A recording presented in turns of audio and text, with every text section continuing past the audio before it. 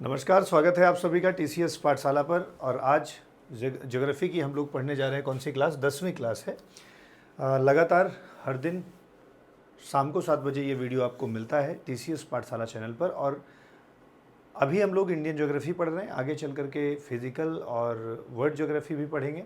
ठीक है, तो अभी तक हम लोगों ने क्या पढ़ा है? इंडिया की लोकेशन से स्टार्ट करके हम लोगों ने कंप्लीट कर दिया है ट्रांस हिमालय और हिमालय का जो हिमाद्री रेंज है, उसके बाद जो लेसर मिडिल हिमालय है, फिर हम लोगों ने कंप्लीट कर दिया है शिवालिक के बारे में। आज का लेक्चर जो है वो किसके बारे में है? ईस्टर्न हिल्स के बारे में है। कुछ और रीजन्स के बारे में है जिन पर बात करना है। ठीक है, तो हम लोग बात करेंगे। चलिए क्लास को स्टार्ट करते हैं। अगर हम पूर्वांचल या पूर्वी पहाड़ियों की बात करें तो निश्चित तौर पर आप जब हिमालय को पढ़ रहे होते हैं तो हिमालय में दो बेंड है, एक वेस्टर्न साइड है और एक ईस्टर्न साइड है। तो ये जो बेंड है जहाँ से घुमाव होता है, हिमालय घूम करके दक्षिण की ओर जो फैला हुआ है ना, इसी को जो है पूर्वी पहाड़ियाँ कहा जाता है या पूर्वांचल की पहाड़ियाँ कहा जाता है या पूर्वी हिमालय कहा जाता है। अगर इसको देखा जाए तो ये कंटिन्यूस मिलेंगे कहाँ तक आपको? मिज़ोरम तक, यहाँ तक कंटिन्यूस मिलेंगे। लेकिन आगे यही पहाड़ियाँ म्यांमार के बॉर्डर से अराकान योमा के नाम से आगे बढ़ती जाएंगी और अंडमान निकोबार तक ये डिसइंटीग्रेटेड फॉर्म में आपको मिलेंगे। ठीक है, तो इन्हीं पहाड़ियों के बारे में आज चर्चा करनी है। अच्छा, ज़रूरी नहीं है कि नॉर्थ ईस्ट में केवल यही पहाड़ियाँ हैं, ये तो पूर्वांचल पहाड़ियाँ हैं ही, साथ में बहुत सारी और आपको पहाड़ियाँ मिलती हैं, जिनमें से कुछ मध्य हिमालय का हिस्सा होता है, जिनमें से कुछ जो है वो दक्कन के पठार या दक्कन प्लेट्यू का जो है हिस्सा होता है। तो इस तरीके से नॉर्थ ईस्ट में आपको जो श्रृंखलाएँ मिलेंगी वो पूर्वांचल हिमालय के साथ साथ कुछ ऐसी भी पीक्स मिलती हैं जो क्या कहते हैं, मेन हिमालय की जो पैरेलल 3 रेंजेस हैं उनसे रिलेटेड हैं, और कई बार डेक्कन प्लेटू से भी रिलेटेड, जो असम मेघालय की जो वो है गारो खासी जयंतिया, ये सब है। तो ऐसी भी पीक्स आपको मिलेंगी। तो जब पूर्वांचल हिल्स पढ़ ही रहे हैं तो साथ ही साथ हम लोग इन पीक्स को भी थोड़ा सा समझने की कोशिश करेंगे।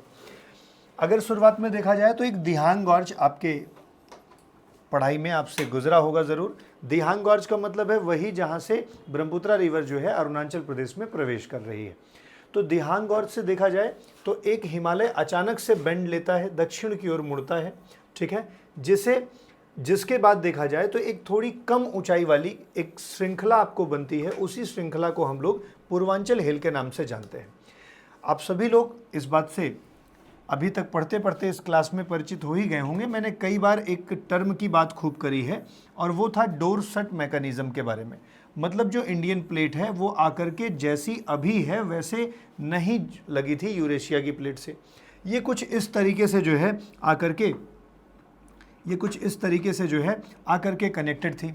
लेकिन क्योंकि ये वाला स्पेस, अब मान लीजिए ये प्लेट है तो ये वाला स्पेस तो टच कर चुका है, लेकिन ये वाला स्पेस अभी और ऊपर की ओर जाना है। तो ये एक समय बाद ये इधर से डोरसट मैकेनिज्म हुआ ना, जैसे दरवाज़ा बंद होता है, कोई चीज़ अगर ऐसी तिरछी लगी हुई है तो एक समय बाद वो ऐसे भी तो सेट होगी ना। तो वही जब इस तरह से हिमालय क्या कहते हैं, इंडियन प्लेट यूरेशियन प्लेट में इस तरीके से बंद हुई, मतलब आगे जाकर के ऊपर इधर टकराई, तो एक दबाव पड़ा किधर? इधर म्यांमार वाले क्षेत्र में देखा जाए तो वो जो दबाव पड़ा उसकी वजह से छोटे छोटे पर्वत बने ना, इन्हीं को पूर्वांचल हिल्स कहा जाता है। ठीक है, तो वही बात यहाँ पर कहा गया है कि उन्हें पूर्वांचल के हिमालय के नाम से जाना जाता है, जो हिमालय के दक्षिण की ओर विस्तार है। ठीक है, भारत के उत्तर पूर्वी किनारे पर फैला हुआ है। ठीक है, नॉर्थ ईस्ट में फैला हुआ है। ठीक है, ये कुछ रीज़न है। ये दिहांग जो दर्रा की बात की जा रही है, जहाँ से वो बेंड ले रहा है, घूम रहा है, वो लोकेट करने के लिए ये मैप जो है वो दिया गया है। बाकी ये ब्रह्मपुत्रा रिवर है, ठीक है, जो इंटर कर रही है। और ब्रह्मपुत्रा रिवर की बहुत सारी सहायक नदियां हैं, जैसे कि आप लोहित देख रहे हैं, जैसे धनसिरी देख रहे हैं, जैसे आगे सुबनसिरी देखेंगे, कपली देखेंगे, ऐसे ही तीस्ता देखेंगे ना। बहुत सारी रिवर्स हैं जो सहायक नदियां हैं किसकी? ब्रह्मपुत्रा की। वही ब्रह्मपुत्रा जिसको हिमालय के उस पार यारलुंग सांगपो के नाम से जानते हैं, और ये आकर के अरुणाचल प्रदेश में दिहांग और दिबांग के नाम से एंटर करती है। लोहित के इसके साथ मिल जाने के बाद ये ब्रह्मपुत्रा के नाम से आगे बढ़ती है और आगे जाकर के ये बांग्लादेश में, और फिर ये मिल जाती है किससे?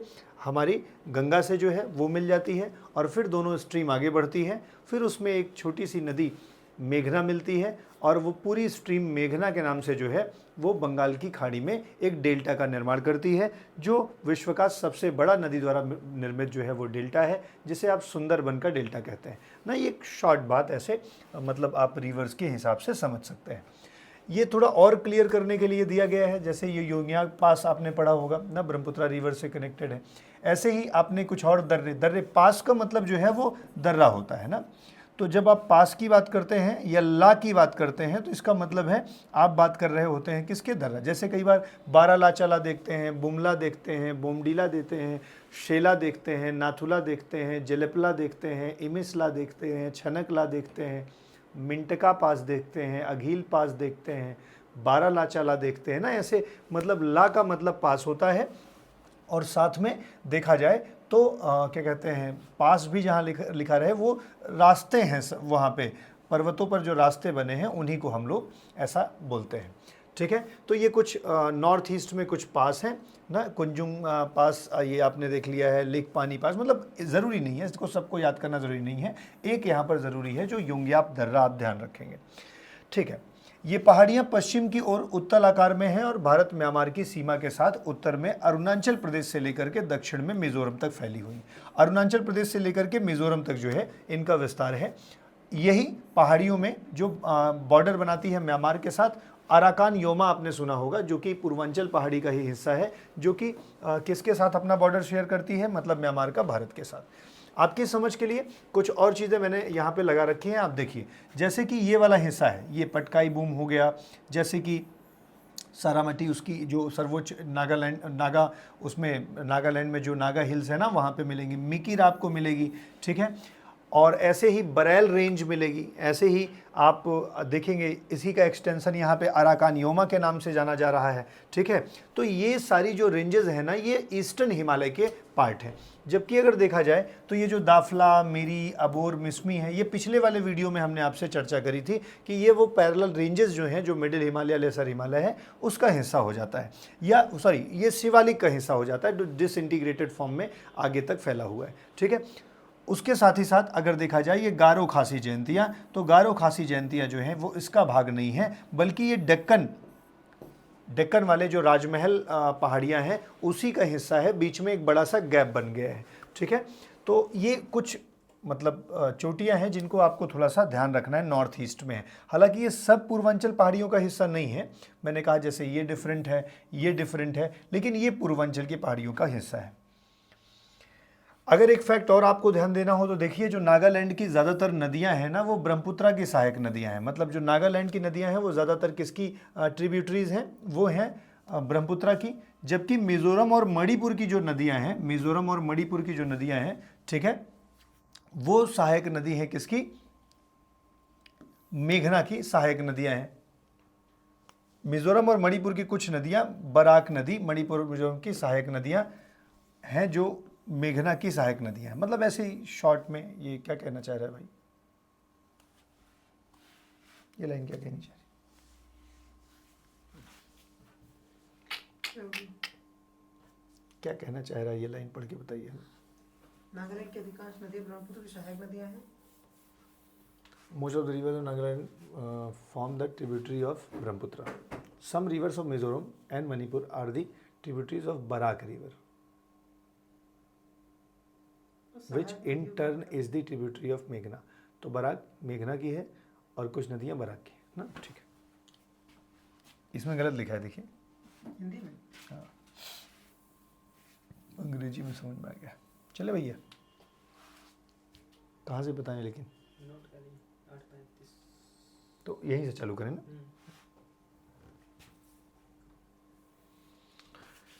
डन।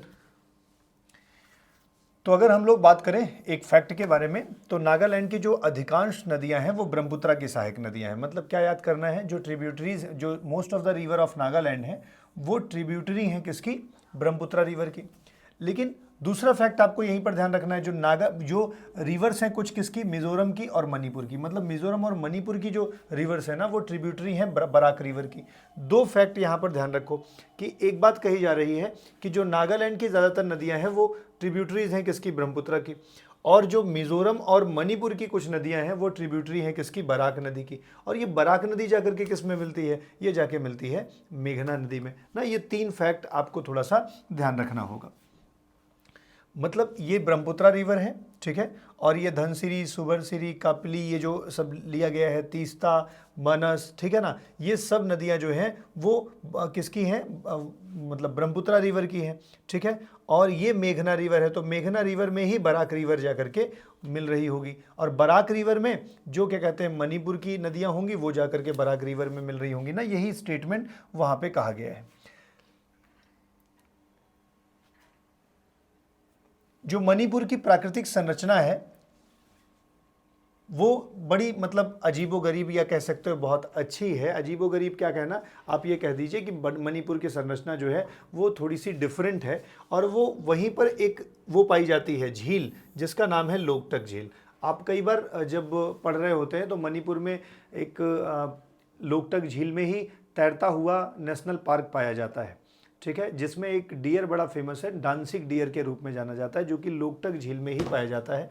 तो यहाँ पे एक बात ध्यान रखनी है कि मणिपुर जो है ना उसमें एक लोकटक नाम की झील पाई जाती है जो चारों ओर से किससे घिरी हुई है, पहाड़ों से घिरी हुई है, ठीक है। मणिपुर के बारे में ये फैक्ट याद रखना, मणिपुर में जो झील है वो लोकटक झील है। और यहाँ पे जो नेशनल एकमात्र भारत का तैरता हुआ नेशनल पार्क जो है वो कहाँ पाया जाता है, वो मणिपुर में, तो इस लोकटक झील में पाया जाता है। और यहाँ पे एक फेमस जीव है जिसे आप डांसिंग डियर के नाम से जानते हैं। ये कुछ पहाड़ियाँ हैं आपको याद करने के लिए, जैसे ये तो आपने याद ही कर लिया होगा, पूरब से पश्चिम का क्रम, मतलब पश्चिम से पूरब का क्रम क्या हो गया, दाफला, मिरी, अबोर, मिसमी, मतलब DMAM हो गया। और फिर ये कुछ रेंजेस हैं जिन्हें आपको याद रखना पड़ेगा, Patkai boom, Mikir range, Naga hills, Manipur hills, Barail range और लुसाई हिल्स ना। लुसाई हिल्स या मीजो हिल्स भी नहीं कहा जाता है। कई बार ऐसे क्वेश्चन पूछ लेता है कि लुसाई हिल्स किस राज्य में पाए जाते हैं, ठीक है। नागा तो आप याद रखोगे, मणिपुर भी आप याद रखोगे, पटकाई बूम भी आप क्या कहते हैं याद कर सकते हो। लेकिन जैसे यहाँ पर बरैल रेंज है ना, और पटकाई बूम है, और साथ में मिकिर है, इन तीनों को थोड़ा सा ध्यान रखना पड़ेगा। मिकिर भी आसाम में याद कर लोगे आप, ठीक है। मिकिर और मिरी अलग अलग चीज़ें हैं, ध्यान रखना।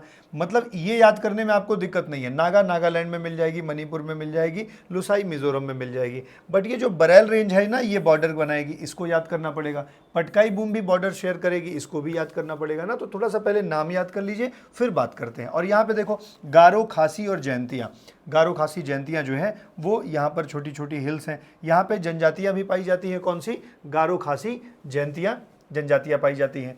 एक बात यहाँ पे फैक्ट याद करना है आपने, मेघालय में जो मेघालय का पठार है, शिलांग का पठार भी जिसे कहते हैं, वो एक्चुअली किसका हिस्सा है, दक्कन प्रायद्वीप का हिस्सा है, ठीक है। और जो एक गैप से अलग होता है राजमहल से, जिसे आप लोग गारो राजमहल अंतराल या गारो राजमहल गैप कहते हैं। मैं अगर आपको इसे समझाऊं तो जैसे ये वाला दक्कन का पठार है, ये एक्चुअली यहाँ पर पूरी तरह से ख़त्म नहीं है।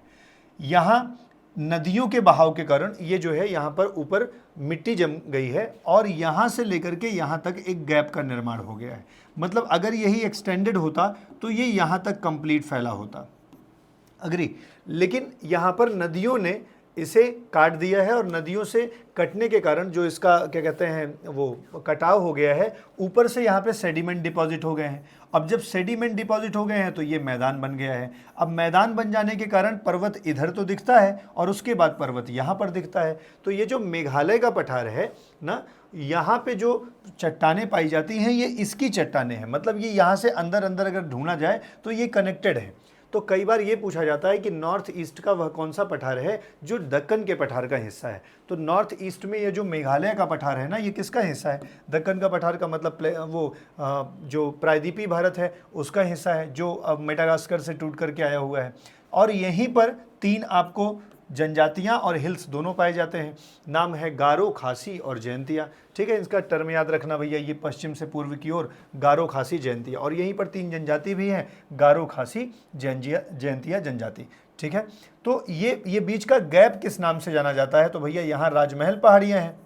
यहाँ पर सबसे पहले कौन सी पहाड़ी है, गारो पहाड़ी है। तो गारो और राजमहल के बीच में ये गैप है, तो इसी को बोलते हैं गारो राजमहल गैप। यहाँ से यहाँ तक में ये गैप है ना, तो इसी को बोलते हैं गारो राजमहल गैप। या इसको अगर ऐसे समझे तो समझिए, ये देखो राजमहल हिल्स हो गई और यहाँ पर गारो हिल्स हो गई, और इनके बीच में जो ये गैप है इसी को गारो राजमहल गैप कहा जाता है। ठीक है, पेपर कैसे पूछता है, गारो राजमहल गैप जो है वो किन दो पहाड़ियों के बीच में अवस्थित है, तो गारो पहाड़ियाँ और राजमहल पहाड़ियों के बीच में अवस्थित है। या पूछे मेघालय का वो पठार जो दक्कन का हिस्सा है उसे क्या बोलते हैं, तो भैया मेघालय या शिलोंग का पठार जो है उसी को बोलते हैं। और ये पूछ ले कि दक्कन के पठार से ये किस से अलग होता है, किस गैप से अलग होता है, तो उस गैप का नाम है गारो राजमहल गैप। ठीक है, पूर्वांचल की कुछ क्षेत्रीय जो पहाड़ियां हैं उनके बारे में देख लीजिए। पूर्वांचल की क्षेत्रीय पहाड़ियां जो हैं छोटी छोटी पहाड़ियां हैं जो कई छोटी छोटी नदियों द्वारा एक दूसरे से अलग होती हैं। अक्सर आप देखोगे तो यहाँ पर कुछ झूम की खेती करने वाले लोग मिलेंगे। वैसे झूम की खेती जो है, जिसे आप स्लैश एंड बर्न एग्रीकल्चर कहते हैं, जो बहुत पुरानी पद्धति है, आज भी ये नॉर्थ ईस्ट में जो है वो पाई जाती है। ये इसमें होता क्या है कि कुछ एक समूह, कुछ एक वर्ग के मतलब लोग हैं, एक समूह होता है, वो कहीं पर जाता है, जंगलों को काटता है और वहाँ पर जितनी उर्वरक क्षमता होती है 1-2 साल वहाँ पर खेती की जाती है। जैसे ही वहाँ की उत्पादन क्षमता कम हो जाती है उसे छोड़ दिया जाता है। ठीक है, और फिर कहीं जा कर के वहाँ के जंगल को स्लैश करते हैं, उसे बर्न कर देते हैं और फिर वहाँ पर झूम खेती की जाती है। तो slash and burn agriculture north east में फेमस है। आप कुछ इमेज से समझ पा रहे होंगे। ठीक है, कुछ और पहाड़ियाँ जैसे पटकाई बूम और नागा हिल्स के बारे में आइए बात करते हैं। तो जैसे पटकाई बूम के बारे में बात की जाए तो यह किस पत्थर से बनी हुई है, बलुआ पत्थर से बनी हुई है। अब आपसे स्टेटमेंट ऐसे पूछ सकता है कि पटकाई बूम जो पहाड़ी है वो ज्वालामुखी से निर्मित है, या पटकाई बूम जो पहाड़ी है वो आग्नेय चट्टानों से निर्मित है ना, ऐसे करके अलग अलग दे देगा। तो यहाँ पे आपको ध्यान रखना है पटकाई बूम की जो पहाड़ियाँ हैं वो कैसी हैं, बलुआ पत्थर से बनी हुई हैं। हालांकि ये मजबूत पत्थर हैं, ऐसे नहीं कि वो पानी बरसेगा और क्या कहते हैं खराब हो जाएगा। तो बलुआ पत्थर से बनी, स्टेटमेंट में अगर कभी ऐसा देता है आग्नेय चट्टान दे दे, रूपांतरित चट्टान दे दे, साथ में बलुआ पत्थर दे दे ना, लाल पत्थर दे दे, तो ऐसे आपको थोड़ा समझना है कि पटकाई की पहाड़ियाँ जो है बलुआ पत्थर से बनी हुई हैं। ऊंचाई लगभग कितनी है, 2000 से 3000 मीटर तक इनकी ऊंचाइयाँ पाई जाती हैं। ठीक है, ये पहाड़ियाँ जो हैं नागा पहाड़ियों में विलीन हो जाती हैं। ये स्टेटमेंट बहुत इंपॉर्टेंट है कि पटकाई बूम जो पहाड़ियां हैं वो आगे जाकर के किस में कनेक्ट हो जाती हैं, किस में मिल जाती हैं, तो वो नागा हिल्स में मिल जाती हैं। ये स्टेटमेंट बहुत ज़रूरी है, ध्यान रखना कि पटकाई बम जो पहाड़ियां हैं वो जाकर के कहाँ पे मिल जाती हैं, नागा पहाड़ियों में विलीन हो जाती हैं। ठीक है, और इसकी नागा पहाड़ी में सबसे ऊंची चोटी कौन सी है, सारामती है। वैसे सारामती के बारे में एक फैक्ट और याद रखिए, यह नॉर्थ ईस्ट की भी सबसे ऊंची चोटी मानी जाती है। ठीक है, जिसकी ऊंचाई 3826 मीटर है, यह सबसे ऊंची चोटी है। पटकाई बूम और नागा पहाड़ियां भारत और म्यांमार के बीच जल क्षेत्र बनाती हैं। भारत और म्यांमार के बीच में वाटर डिवाइड का काम करते हैं। बट ये देखो, यहाँ से जैसे मान लीजिए कि एक पहाड़ी कौन सी है, पटकाई बूम, और वो जाकर के कहाँ मिल गई, वो नागा पहाड़ी में मिल गई। तो एक तरह से वाटर डिवीजन का काम करती है, किसके बीच में, म्यांमार और भारत के बीच में। ठीक है, वाटर शेड का काम करते हैं। ठीक है, ये पहाड़ों के ही उसी पहाड़ियों की इमेज है। ठीक है, कभी आप जाना चाहें तो जा सकते हैं। हालांकि इससे कुछ पता लगेगा नहीं कहाँ पे कहाँ की इमेज है, लेकिन आप जाएंगे तो आपको कुछ ऐसे चीज़ें दिखेंगी वहाँ पर। तो ये कुछ पहाड़ियाँ, मतलब हम बात कर रहे हैं किसकी, पटकाई बूम की और नागालैंड की। मतलब ये पहाड़ी यहाँ से कंटिन्यू आती है और इसमें मिक्स कर जाती है। और नागा पहाड़ी में ही क्या मिलता है, सारामती चोटी मिलती है, जो कि नॉर्थ ईस्ट की सबसे ऊंची चोटी है। 3800 लगभग जो है मीटर ऊंची है, 3826 मीटर। ठीक है, नागा के बाद आपको ये मणिपुर रेंज मिल जाती है, बरेल रेंज मिल जाती है। ठीक है, अगर हम लोग थोड़ा सा और पढ़ें पटकाई बूम पहाड़ी के बारे में तो वही स्टेटमेंट रिपीट हुआ है। मणिपुर की जो पहाड़ियाँ हैं उसके बारे में अगर हम लोग देखें तो मणिपुर की पहाड़ियों में, नागा पहाड़ियों के दक्षिण में, नागा पहाड़ियों के दक्षिण में, मतलब कि ये पटकाई बूम हो गई, यहाँ पे नागा हो गई, कनेक्ट है। ठीक है, और इसी के दक्षिण में जो है पहाड़ियाँ हैं जिसे मणिपुर की पहाड़ियाँ कहते हैं। ऊंचाई लगभग 250 वो 2500 मीटर है। This is not so much relevant fact. ठीक है, लेकिन इतना ध्यान रखिए कि कहाँ पे इनका एक्सटेंशन है। ये आपको मिल गई, फिर उसके बाद नागा मिल गई। ठीक है, पटकाई बूम के बाद, और उसके बाद आपको मिल गई कौन सी, मणिपुर की पहाड़ियाँ। ठीक है, और यह क्या करती हैं, नागा पहाड़ियों और मणिपुर की पहाड़ियों के बीच में वाटर डिवाइड का काम करती हैं।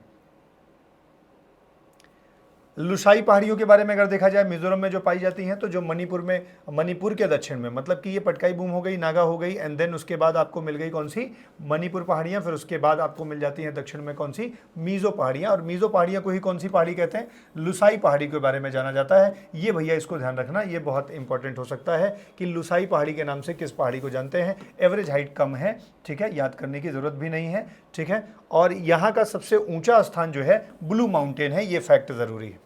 आपसे पूछे ब्लू माउंटेन कहाँ पाया जाता है, तो ये पाया जाता है कहाँ पर भाई, ये पाया जाता है कि क्या कहते हैं, मीज़ो पहाड़ियाँ, मिज़ोरम में पाया जाता है, ठीक है। मीज़ो हिल्स में पाया जाता है। इसकी ऊंचाई कितनी है, 2157 मीटर जो है ये ऊंचा है। इस फैक्ट के बाद अगर आपको इसको क्लियर ऐसे मैच करना हो तो नागा हिल्स आपने पढ़ा ही था, उसके बाद आपने कौन सा पढ़ लिया भाई, ऊपर आपको पटकाई बूम मिल जाएगी, पटकाई बूम के बाद नागा हिल मिल जाएगी, नागा हिल के बाद मणिपुर, मणिपुर के बाद आपको लुसाई हिल मिल जाएगी, ठीक है। यहाँ तक में तो आपको कोई दिक्कत नहीं होना चाहिए अभी, ठीक है। ये कुछ जगह के नाम हैं और उनकी कुछ ऊंची चोटियाँ हैं। जैसे कि कई बार पेपर ने पूछा है कि नागालैंड की सबसे ऊंची चोटी कौन सी है, तो सारामती है। वैसे ये जो सारामती है ना, वो नॉर्थ ईस्ट की भी सबसे ऊंची चोटी मानी जाती है, ठीक है। तो सारामती, जिसकी हाइट लगभग ये है, हाइट तो नहीं पूछ सकता, मतलब नहीं पूछना चाहिए, लेकिन सारामती बहुत ज़रूरी है नॉर्थ ईस्ट की। मणिपुर में देखा जाए तो माउंट टेम्पू ना, ये जो है जिसको आप क्या कहते हैं, इसी माउंटेन या इसो माउंटेन भी कहते हैं, ये मणिपुर की सबसे ऊंची चोटी है, ध्यान रखना। मिजोरम की सबसे ऊंची चोटी कौन सी है भाई, ब्लू माउंटेन है, इस बात को ध्यान रखना। त्रिपुरा की सबसे ऊंची चोटी कौन सी है, बेटलिन सिप, बेटलिन सिप जो है ये, या बेटलिन चिप बोलते हैं, बेटलिन सिप बोलते हैं, ये वहाँ की सबसे ऊंची चोटी है। एक बार फिर से रिवीजन कर लीजिए कि नागालैंड की सबसे ऊंची चोटी सारामती, जो कि नॉर्थ ईस्ट की भी सबसे ऊंची चोटी मानी जाती है। मणिपुर की सबसे ऊंची चोटी कौन सी है, माउंट टेम्पू, ठीक है, नाम ऐसा है, याद रख लो। टेम्पू कहाँ चलाओगे, मणिपुर में। मिजोरम है ना ब्लू माउंटेन ना, वो लुसाई पहाड़ी आपको याद आ रहा होगा, लुसाई पहाड़ी में ही अवस्थित है ब्लू माउंटेन, जो वहाँ का सबसे ऊंचा चोटी है। त्रिपुरा में ध्यान रखोगे भैया, बेटलिन शिप ना, शिप यहाँ चला देना और टेम्पू जो है मणिपुर में चला देना। इस तरह से आपको जो है चीज़ें याद हो जाएंगी। रिवीजन एक बेहतर तरीका है किसी भी चीज़ को याद करने का। एक बार याद ना हो तो उसे लिखा करिए, पूछा करिए, एक दूसरे से चर्चा किया करिए, और इस तरीके से चीज़ें याद हो जाएंगी, ठीक है। हिमालय का जो क्षेत्रीय प्रभाग है उसके बारे में थोड़ा सा बात करते हैं, मतलब हम बात करने जा रहे हैं रीजनल डिवीज़न ऑफ हिमालयास।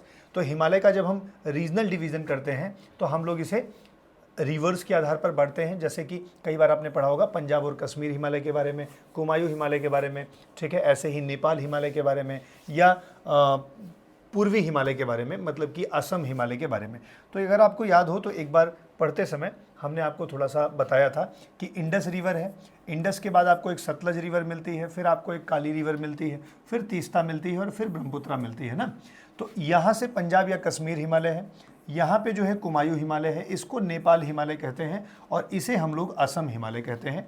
ये हम लोगों ने क्लास में पहले से डिवीज़न कर रखा है, ठीक है। तो इस बात को थोड़ा सा ध्यान रखिएगा, रिवर्स के आधार पर भी हिमालय का डिवीज़न होता है। तो अब हम लोग फाइनली हिमालय के लगभग सारे डिवीजन्स की बात कर लिए हैं। अगर नॉर्थ ईस्ट के कुछ पर्वतों की बात की जाए तो आपको DMAM याद होगा, दाफला, मिरी, अबोर, मिसमी याद होगा। उसी के जस्ट नीचे अगर आप देखेंगे तो पटकाई बूम आपको दिख रहा होगा। पटकाई बूम के जस्ट नीचे अगर आप देखेंगे तो आपको नागा हिल्स दिखेंगी, जो आकर उसी में कनेक्ट हो जाती हैं। फिर उसके बाद आप देखेंगे तो पटकाई बूम के बाद नागा हिल्स के बाद आपको फिर वो क्या कहते हैं, मणिपुर की हिल्स मिल जाएंगी। फिर उसके बाद मिजोरम की हिल मिल जाएंगी, यहाँ पे बरेल मिल जाएगा। असम में आपको जो है वो मिकिर मिल जाएगी, और यहाँ गारो खासी जयंतियाँ मिल जाएंगी, जो कि होंगी कहाँ की, मेघालय की होंगी। डक्कन ट्रैप का हिस्सा है, गारो राजमहल गैप से अलग होते हैं। मतलब एक बार में ना आराम से बैठ करके सोचो तो सारी पहाड़ियाँ नॉर्थ ईस्ट की आपको समझ में आ जाएंगी, ठीक है। अराकान योमा समझ में आ जाएगा। अराकान योमा का मतलब है, हम लोग बात कर रहे हैं किसके बारे में, जो म्यांमार का भारत के साथ बॉर्डर बनाती है, इसी पूर्वांचल पहाड़ी का हिस्सा है, ठीक है। तो इतनी बातें मुझे लगता है अगर आपको समझ में आ गई तो हम लोगों ने लगभग नॉर्थ ईस्ट की पहाड़ियों के बारे में रिवीजन कर लिया है और पढ़ भी लिया है। तो आज हम लोग इसके बाद डिस्कस करने जा रहे हैं किसके बारे में, हम लोग डिस्कस करेंगे कुछ क्वेश्चंस के बारे में, ठीक है। जैसे हर क्लास में हम क्या करते हैं, हम जो पढ़े हैं उसी से संबंधित क्वेश्चंस के बारे में डिस्कस करते हैं। तो आज भी हम लोग इसी के बारे में डिस्कशन स्टार्ट करते हैं। देखिए पहले वाले क्वेश्चन पर अगर देखें तो कह रहा है कि शिवालिक पर्वतमाला के बारे में निम्नलिखित कथनों पर विचार करो। पहला स्टेटमेंट कह रहा है जो शिवालिक पर्वतमाला है वो आउटर हिमालय भी है। देखो यहाँ पे लिखा है आउटर हिमालय, तो याद करिए जो ट्रांस हिमालय था जिसको तिब्बतन हिमालय कहते थे, जो हिमाद्री था या मेन हिमालय था, जिसको आप ग्रेटर हिमालय बोलते हैं, उसको हिमाद्री भी बोलते हैं। एक लिटिल जो लेसर हिमालय था उसको मिडिल हिमालय भी बोलते थे, और एक जो शिवालिक था उसी को आउटर हिमालय भी कहते थे। तो पहला स्टेटमेंट सही है। दूसरे स्टेटमेंट में दिखा है शिवालिक रेंज जो है वो एक चौड़ी है लगभग 50 किलोमीटर, कहाँ पर, अरुणाचल प्रदेश में। अगर थोड़ा सा ध्यान दें तो ग्रेटर हिमालय जो है वो सबसे ज़्यादा चौड़ा और पूरब की ओर सकरा है। वैसे ही एकदम इसी शेप का कौन सा है, मिडिल हिमालय है। लेकिन ये जो 150 फीट के हिसाब से देखा जाए तो लगभग ये फैला हुआ है महान हिमालय अरुणाचल प्रदेश में। उसके बाद 50 किलोमीटर तक, फिट नहीं किलोमीटर, 50 किलोमीटर तक एक्सटेंशन है मिडिल वाले का ईस्ट में, और मात्र 15 किलोमीटर तक का ईस्ट में एक्सटेंशन है किसका, वो है शिवालिक का। तो होना क्या चाहिए था 15 और है क्या 50। दूसरा रेंज गलत हो गया। तीसरा है it extends from the Potwar plateau, Pakistan से लेकर ब्रह्मपुत्रा वैल्यू तक। ये बिल्कुल सही है, पोटवार प्लेट्यू से लेकर के ब्रह्मपुत्रा तक ये फैला हुआ है। हालांकि गंडक रिवर तक ये बहुत कंटिन्यू है, और गंडक रिवर के बाद ये जो है डिसकंटिन्यूअस रेंज के रूप में आगे तक फैला हुआ है। पहला और तीसरा सही है भाई, बाकी दूसरा गलत है। दूसरा गलत है तो आप पहले और तीसरे ऑप्शन पर, मतलब ए जो होगा ये इसका उत्तर हो जाएगा। दूसरा क्वेश्चन जो है आप इसे देखिए। दूसरा क्वेश्चन क्या कह रहा है कि निम्नलिखित कथनों पर विचार करो। शिवालिक पर्वतमाला जो है उत्तर पश्चिमी भारत से गंडक नदी तक फैली निचली पहाड़ियों की एक सतत श्रृंखला है। इधर पढ़ो, शिवालिक रेंज जो है कंटिन्यूअस चेन है हिल्स की, कहाँ से, नॉर्थ वेस्टर्न इंडिया से गंडक रिवर तक। अभी मैंने बताया कि ये यहाँ से गंडक रिवर तक कंटिन्यू है, और गंडक से तीस्ता के बीच में देखा जाए तो एक लंबा जो है वो प्लेन बन गया है, नदियों के कारण कटान हो गया है, जिससे डिसइंटीग्रेटेड हो गया है। और यहीं पर एक फैक्ट और याद रखो कि तीस्ता नदी तो लगभग 80 से 90 किलोमीटर तक का गैप जो है वो बना देता है। ठीक है, तो इसका मतलब है ये स्टेटमेंट जो है वो सही है। दूसरा, Shivalik range becomes discontinuous between the Gandak and Teesta river, ये भी सही है। स्टेटमेंट दोनों करेक्ट है, बोथ 1 और 2। तीसरा स्टेटमेंट है, तीसरा क्वेश्चन है, शिवालिक पर्वतमाला पूरब में भारी वर्षा के कारण नदियों और नालों द्वारा अत्यधिक विक्षेपित है। कथनों पर विचार करना है कि जो शिवालिक रेंज है वो हाईली डिसेक्टेड है, streams and rivers in the east due to high rainfall. ठीक है। दूसरा स्टेटमेंट कह रहा है the forest cover of the Shivalik range increase towards the west. देखो, पहला स्टेटमेंट तो सही है, ठीक है, बारिश के कारण, नदियों के कारण जो है वो विक्षेपित है। दूसरा स्टेटमेंट कह रहा है कि फॉरेस्ट कवर शिवालिक रेंज में जो है, देखो शिवालिक रेंज में फॉरेस्ट तो खूब है, लेकिन बारिश सबसे ज़्यादा ईस्ट में मिलती है ना, तो ईस्ट में ज़्यादा इसके फॉरेस्ट हैं, और वेस्ट की तरफ जाओगे ना तो जो फॉरेस्ट हैं वो कम होते जाएंगे। और इन्होंने क्या कहा है, इंक्रीज होते हैं वेस्ट की तरफ, नेपाल के वेस्ट में इंक्रीज होंगे, नहीं ऐसा तो है नहीं, वेस्ट में जाओगे तो डिक्रीज होंगे। दूसरा स्टेटमेंट गलत है, पहला सही है। पूछ रहा है करेक्ट, तो पहला सही है, दूसरा गलत है। अरे भाई, जिधर बारिश ज़्यादा मिलेगी वेजिटेशन वहीं तो ज़्यादा होगा ना। अब बारिश की मात्रा में कमी आती जाती है पश्चिम जाते समय, तो वेजिटेशन में भी कमी आती जाएगी। चलो अगला स्टेटमेंट है, पंजाब और हिमाचल प्रदेश में शिवालिक की दक्षिणी ढलानें खड़ी हैं। वैसे ध्यान रखो, दक्षिणी ढलानें जो है, सदर्न स्लोप जो है वो स्टीप हैं शिवालिक की, लेकिन जो है पंजाब और हिमालय में नहीं, इसलिए ये स्टेटमेंट गलत हो जाएगा। दूसरा स्टेटमेंट है the longitudinal valley between the lesser Himalayas and Shivalik Himalayas are called Doons. आपने पढ़ा था कि लेसर और शिवालिक के बीच में पश्चिम में दून और इधर दुआर्स पाए जाते हैं, तो ये भी स्टेटमेंट भी सही है। ठीक है, तो स्टेटमेंट दोनों के नहीं, एक गलत और एक सही, मतलब केवल 2 हो जाएगा, ओनली 2 करेक्ट हो जाएगा। ठीक है, ये वाला सही हो जाएगा। अगला स्टेटमेंट है, दून का जो निर्माण होता है या फॉर्मेशन ऑफ दून है, ये due to accumulation of conglomerates brought down by the Himalayan river. जब हम आपको दून और दुआर के बारे में पढ़ा रहे थे तो हमने आपको बताया था कि रिवर्स के द्वारा जो मिट्टियाँ लाई जाती थी वही जो है एक तरीके से रिवर के पाथ को चेंज कर देती हैं, और धीरे धीरे वो वैली बनती है। वैली के बाद फिर क्या कहते हैं, ये लेक, मतलब वो लेक बन जाती हैं, और लेक के बाद उनका वाटर ड्रेन कर जाता है, तो वो प्लेन के रूप में जो है स्थापित हुई हैं। पश्चिम में ऐसी आकृतियों को दून और पूरब में ऐसी आकृतियों को, वेस्ट बंगाल वाले रीजन में इसे दुआर कहा जाता है। ठीक है, तो ये बिल्कुल सही है। Duars are passes found in the western Himalayas, नहीं, ये ईस्टर्न हिमालयाज में तो पाए जाते हैं। दून पश्चिम में है, दुआर ईस्टर्न में है। दूसरा स्टेटमेंट गलत है, पहला सही है, तो वन ओनली करेक्ट हो जाएगा। अगला स्टेटमेंट है, शिवालिक पर्वतमाला के बारे में निम्नलिखित कथनों पर विचार करो और बताना है कौन सा सत्य है, करेक्ट पता करना है। शिवालिक के बारे में कह रहा है, it turns mostly as a continuous chain of low hills from north western India to the Brahmaputra valley. देखो भाई बात हुई थी, यहां से कंटिन्यूअस है कहां तक, गंडक तक, गंडक से फिर डिसकंटिन्यू हो जाती है, तो ब्रह्मपुत्र वैली तक देखा जाए तो ये पूरी तरह से कंटिन्यू नहीं है। इसका मतलब ये स्टेटमेंट गलत हो जाएगा, क्योंकि ये क्या कह रहे हैं, ये सतत श्रृंखला है कहां तक, ये ब्रह्मपुत्र घाटी तक, तो ये गलत है। रेडा वो क्या कहते हैं, गंडक तक तो ये कंटिन्यूअस है, लेकिन उसके बाद डिसकंटिन्यू हो गई है। It is highly dissected by the reverse between the Gandak and Teesta, ये स्टेटमेंट सही है, तो केवल 2 करेक्ट होगा और पहला वाला गलत हो जाएगा। अगला क्वेश्चन है, पूर्व में शिवालिक के बारे में कथनों पर विचार करो और बताओ कौन सा करेक्ट है। इस क्षेत्र में घने जंगल है, बिल्कुल सही है, इसमें घने जंगल हैं, लेकिन जंगल जो है वो कम होते जाते हैं पश्चिम की तरफ। रीजन है कि बारिश भी कम होती है। पश्चिम की ओर वन क्षेत्र घटता जाता है। दोनों स्टेटमेंट करेक्ट होंगे भाई, 1 और 2 दोनों।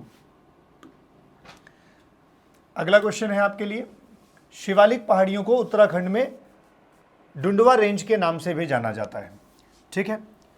दूसरा स्टेटमेंट है, the Doons are located between the lesser Himalayas and Shivaliks ना, दूसरा स्टेटमेंट सही है, ठीक है, लेकिन डुंडवा रेंज जो है वो नेपाल में जाना जाता है ना। इसे हिमालय शिवालिक का ही ये क्या कहते हैं वो है एक्सटेंसिव, मतलब पार्ट है, सब पार्ट मान लीजिए, सब डिवीज़न है, लेकिन ये नेपाल में पाई जाती है। पहला स्टेटमेंट गलत है, दूसरा सही है। आप जब लेक्चर पढ़ेंगे तो वहाँ पर चीज़ें समझ में आ जाएंगी। तो पहला गलत, दूसरा सही, पूछ रहा है करेक्ट, तो उत्तर हो जाएगा बी। निम्नलिखित में से कौन सी पर्वतमाला शिवालिक पहाड़ियों का हिस्सा है? तो देखिए, जो धांग रेंज है ना, ये उत्तराखंड में शिवालिक का ही हिस्सा है। जो अभी डुंडुआ पढ़े थे आप, ये नेपाल में पाया जाता है। जो चुरिया घाट वैली आप देखेंगे ना, तो ये वेस्ट बंगाल या अरुणाचल प्रदेश साइड जो है वो एरिया में पाया जाता है। इसका मतलब ये भी है, चुरिया घाट और धांग रेंज दोनों है, इसका मतलब दोनों के दोनों सही हैं। आपसे पूछा है शिवालिक पहाड़ियों का हिस्सा है, तो ये भी है, ये भी है, डुंडुआ भी इसी का हिस्सा है, इस बात को ध्यान रखिएगा। ऐसे ही जम्मू हिल्स भी जो है शिवालिक का ही पार्ट है, जम्मू हिल्स बोलते हैं उसको। क्वेश्चन अगला है, शिवालिक पर्वतमाला, पूछना है कौन सा सही है, बताना है कौन सा सही है। शिवालिक पर्वतमाला पाकिस्तान से ब्रह्मपुत्र घाटी तक फैली हुई है। शिवालिक रेंज जो है एक्सटेंड करती है कहाँ से, पाकिस्तान से ब्रह्मपुत्र वैली तक, बिल्कुल। कहीं तक कंटिन्यूअस है, फिर उसके बाद डिसकंटिन्यू है, सही है statement. The valley in the foot hills of eastern Himalayas are called Duars. Eastern Himalayas में जो वैली हैं फुट हिल्स में बनी हुई हैं, उनको दुआर्स कहते हैं। ये भी स्टेटमेंट सही है, ठीक है। तो बोथ 1 और 2 इज करेक्ट। अगला स्टेटमेंट है, शिवालिक पर्वतमाला की अनुमानित ऊंचाई कितनी है ना, औसत रेंज अप्रॉक्सीमेट अल्टीट्यूड कितना है, तो ये आपको याद करना होगा, 900 से 1100 मीटर है। ये फैक्ट है, इसको जस के तस याद कर लीजिए। अगला प्रश्न है, कौन सी नदी शिवालिक पर्वतमाला में 80 से 90 किलोमीटर का अंतर बनाती है? तो 80 से 90, मैंने आपको अभी बताया था कि तीस्ता रिवर जो है वो 80 से 90 किलोमीटर का गैप बनाती है, किसके बीच में, शिवालिक पर्वतमाला के बीच में ना। अगला सेंटेंस वो क्वेश्चन है, लघु हिमालय और शिवालिक हिमालय के बीच में जो घाटियां पाई जाती हैं उन्हें क्या कहते हैं? तो भैया उन्हें चोस, दून, तराई, द्वार्स। अब वेस्टर्न कहाँ की बात कर रहे हैं, longitudinal valley between the lesser Himalayas and the Shivalik Himalayas are called, ठीक है। तो दून ही कहलाएंगे, ठीक है, दून ही मान के चलिए। दून एंड द्वार वैसे होते हैं, दून पश्चिम में और द्वार जो है वो ईस्टर्न में पाए जाते हैं, ठीक है। तो इनके बीच में जो लॉन्जिट्यूडनल वैलीज हैं उनको दून ही कहा जाएगा, दून्स, ठीक है। अगला क्वेश्चन है, शिवालिक पर्वतमाला को जम्मू क्षेत्र में किस नाम से जानते हैं? तो देखो, डुंडवा रेंज नेपाल में चले जाओ ना, उसी का सब डिवीज़न है। चुरिया घाट ये आपको ईस्टर्न में असम उसम के पास, मतलब वो अरुणाचल प्रदेश के पास देख लीजिए। धांग रेंज आपका उत्तराखंड में हो जाएगा। जम्मू पहाड़ियाँ जम्मू में हो जाएगा। पूछ कहाँ रहा है, जम्मू में, तो जम्मू में कौन सी पहाड़ी, जम्मू पहाड़ी के नाम से जानी जाती है। अगला स्टेटमेंट है, पश्चिम का जो द्वार से है, ना, the western Duars are located in which state. अब देखो दुआर्स शुरू कहाँ से होता है भैया, ईस्ट में शुरू होगा, तो ये पश्चिम बंगाल से लेकर के आगे दुआर्स कहलाता है। तो सबसे पश्चिम में कौन होगा, पश्चिम बंगाल वाले क्षेत्र में ही होगा, ठीक है। पश्चिम बंगाल से आगे अरुणाचल प्रदेश के रीजन तक दुआर्स फैले हुए हैं। तो पश्चिम दुआर्स कहाँ हैं, तो भैया यहीं से पश्चिम बंगाल से मिलेंगे आपको। अगला सेंटेंस जो है, अगला जो सेंटेंस मैं कह रहा हूँ बार बार, अगला प्रश्न जो है, निम्नलिखित कथनों पर विचार करो। पहला प्रश्न कह रहा है कि जो दिहांग गॉर्ज है वो marks the point where the Himalayas take a southern bend. ये बात मैंने आपसे बताया था, दिहांग गॉर्ज से वो सदर्न बेंड होता है। पहला स्टेटमेंट सही है। The rivers of Mizoram are all tributaries of the Brahmaputra river, ठीक है। तो याद करो नागालैंड की जो वो थी ना, वो ब्रह्मपुत्रा रिवर की थी, और जो मिजोरम की थी वो तो जाकर के किसमें, बराक रिवर में जा रही थी, और बराक रिवर मेघना में जा रही थी। दूसरा स्टेटमेंट गलत हो जाएगा, पहला स्टेटमेंट सही हो जाएगा, वन ओनली सही हो जाएगा। अगला क्वेश्चन है, शिलोंग पठार तकनीकी रूप से दक्कन पठार का हिस्सा है। मैंने बताया था बीच में गारो राजमहल गैप से अलग होता है, और ये भी कहा गया गंगा ब्रह्मपुत्र नदी प्रणाली के कारण गारो राजमहल खाई बनी हुई है। तो बिल्कुल सही है, इधर गारो पहाड़ियाँ हैं, इधर राजमहल पहाड़ियाँ हैं, बीच में जो है वो डिपोजिशन हो गया है, गैप बन गया है। तो एक स्टेटमेंट भी सही, दूसरा स्टेटमेंट भी सही, उत्तर आपको मिल गया होगा। अगला क्वेश्चन है, कथनों पर विचार करिए। जो सारामाटी है नागा पहाड़ियों की सबसे ऊंची चोटी है। सही जवाब है। मणिपुर की पहाड़ियाँ नागा पहाड़ियों से जुड़ी हुई हैं। आप ध्यान दो, आपने कहा था कि बरैल थी और वो नागालैंड में मिली हुई है ना, मणिपुर की पहाड़ियाँ नहीं जुड़ी हुई हैं बल्कि बरैल की जुड़ी हुई हैं। इसका मतलब एक सही होगा और बाकी दूसरा जो होगा वो गलत हो जाएगा। चलिए अगला question, blue mountain Mizo hills में अवस्थित है, ठीक है। तो मीज़ो हिल्स में ही ब्लू माउंटेन है, चलेगा, क्योंकि मीज़ो हिल्स में, मिजोरम वाले हिल्स में ही क्या है, वो क्या कहते हैं, लुसाई पहाड़ियाँ हैं। लुसाई पहाड़ियों में ही क्या है, ब्लू माउंटेन है। पटकाई बूम जो पहाड़ियाँ हैं वो चूना पत्थर से बनी है। तो सर वो चूना पत्थर से नहीं, बलुए पत्थर से बनी है ना, लाइम स्टोन से नहीं बनी है, सैंड स्टोन से बनी है, ठीक है। तो इसका उत्तर केवल एक हो जाएगा। अगला सेंटेंस देखें, लोकटक झील भारत की सबसे बड़ी मीठे पानी की झील है। गलत जवाब है भैया। लोकटक झील जो है वो मीठे पानी की झील तो है, पर ये भारत की सबसे बड़ी नहीं, नॉर्थ ईस्ट की सबसे बड़ी झील है। पूरे भारत में देखा जाए तो वूलर झील जो है वो ताजे पानी की, मीठे पानी की सबसे बड़ी झील है।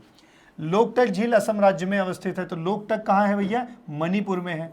दूसरा गलत और पहला भी गलत। इसका मतलब है कौन सा सही है, दोनों सही नहीं है। इसका मतलब ना तो पहला और ना तो दूसरा। अगला सेंटेंस, पूर्वांचल की पहाड़ियों के एक संदर्भ में निम्नलिखित कथनों पर विचार करो। मीज़ो हिल्स जो है formerly known as Lushai hills, Mizo hills को लुसाई हिल्स के नाम से भी जानते हैं, बिल्कुल सही है। Highest peak in Mizo hill is Saramati, Saramati तो नागालैंड की है भैया, मीज़ो की नहीं है। दूसरा गलत, पहला सही, मतलब केवल एक जो है वो करेक्ट होगा। तो अगला प्रश्न है आपका, नागा हिल्स के बारे में निम्नलिखित कथनों पर विचार करिए।